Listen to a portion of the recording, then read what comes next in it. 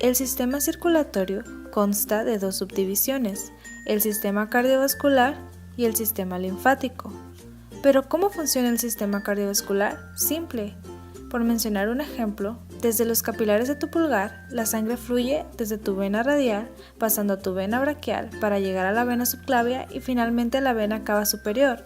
La sangre pobre en oxígeno entra al atrio derecho y pasa al ventrículo derecho por medio de la válvula tricúspide, y la sangre sale a oxigenarse a los pulmones por medio de la válvula pulmonar, entra al atrio izquierdo y pasa al ventrículo izquierdo por medio de la válvula mitral y pasa a la aorta por medio de la válvula aórtica para irrigar todo el cuerpo.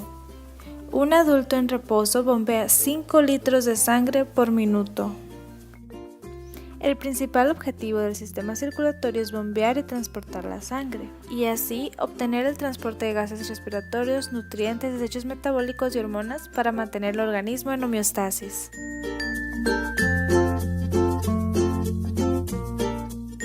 Durante el proceso del intercambio capilar, las redes de vasos linfáticos ayudan a limpiar el contenido intersticial que haya sido transportado a los ganglios. El sistema linfático también incluye nodos linfáticos o ganglios y ciertos órganos como el vaso, el timo, adenoides y amígdalas. Las funciones del sistema circulatorio pueden dividirse en 3 áreas amplias: transporte, regulación y protección.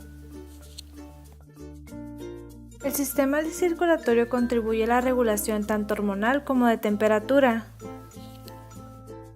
También provee protección por medio de los mecanismos de coagulación.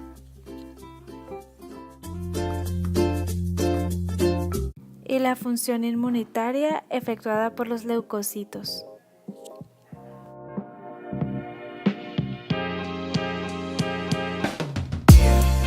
La sangre está compuesta de una porción celular llamada elementos formes y otra porción líquida llamada plasma. Los elementos formes constituyen alrededor del 45% del volumen sanguíneo total y plasma explica el 55% restante. La sangre consta de eritrocitos, leucocitos y plasma. El plasma, la porción líquida de sangre, está conformada por proteínas, electrolitos, hormonas y gases.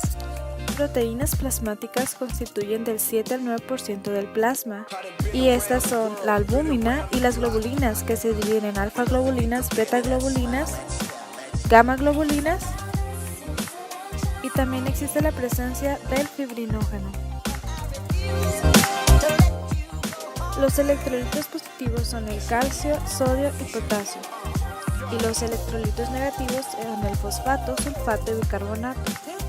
Los eritrocitos, también conocidos como glóbulos rojos, son discos bicóncavos, aplanados, y estos pues carecen de núcleo y mitocondrias. Su forma se relaciona con su función de transporte de oxígeno por los capilares. Su color rojo se debe a que cada eritrocito contiene alrededor de 280 millones de moléculas de hemoglobina. Cada molécula de hemoglobina consta de 4 cadenas de proteínas llamadas globinas, unidas a un grupo N.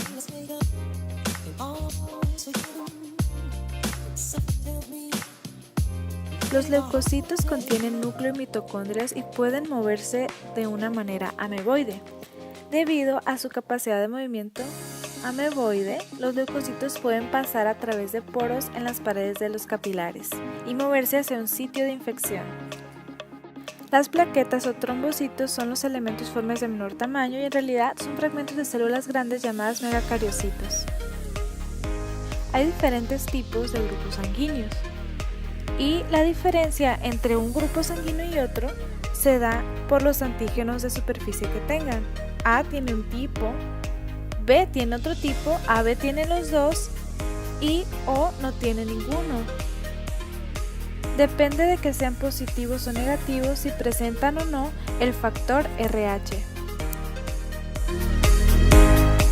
La hemostasia es el conjunto de mecanismos aptos para detener los procesos hemorrágicos. En otras palabras, es un mecanismo fisiológico que protege al organismo de la pérdida sanguínea ante una lesión de la pared de los vasos sanguíneos. Esto inicia tres mecanismos hemostáticos separados, pero que se superponen: vasoconstricción, formación del tapón plaquetario y producción de la malla de fibrina. La fase de iniciación comienza cuando la vasculatura es dañada y las células endoteliales provocan la liberación de micropartículas que expresan el factor tisular, inactivo en sus superficies. Este factor tisular se une al factor 7, actuando como cofactor y activándolo, formando el complejo factor tisular factor 7A, que activará directamente el factor 10 e indirectamente al factor 9, lo que permitirá que el factor 10A se una al factor 5A para formar un complejo protrombinasa en las superficies fosfolipídicas de células productoras de factor tisular, que convierte la protrombina en trombina en cantidades no suficientes para la formación de fibrina. En la fase de amplificación, la trombina acumulada activa las plaquetas adheridas al colágeno subendotelial por un receptor específico y el factor de von Willebrand, que forma uniones entre las fibras de colágeno y las plaquetas para activarlas. La trombina activa el factor 5, amplificando la actividad protrombinasa y convirtiendo el factor 8 en activado, el cual funciona como cofactor del factor 9A para mantener la generación del factor 10A, y asimismo la trombina convierte factor 11 a factor 11A, y la plaqueta contiene en esos momentos factores activados además del factor de von Willebrand en su superficie. En esta fase se lleva a cabo la activación de los anticoagulantes naturales, como el inhibidor del complejo antitrombina y proteína C, importantes en la regulación procoagulante. En la fase de propagación, las superficies celulares ricas en fosfolípidos y procoagulantes, principalmente en las plaquetas, el factor 11A convierte al factor 9 en activado. Al unirse este al factor 8A, cataliza la conversión del factor 10 en factor 10A, formando el complejo factor 10A, factor 5A, más calcio, que cataliza la conversión de trombina superficie para la formación de fibrina. La trombina activa al factor 13 o factor estabilizado de fibrina, responsable de la formación de enlaces covalentes entre las cadenas de fibrina para la formación del coágulo del inhibidor fibrinolítico.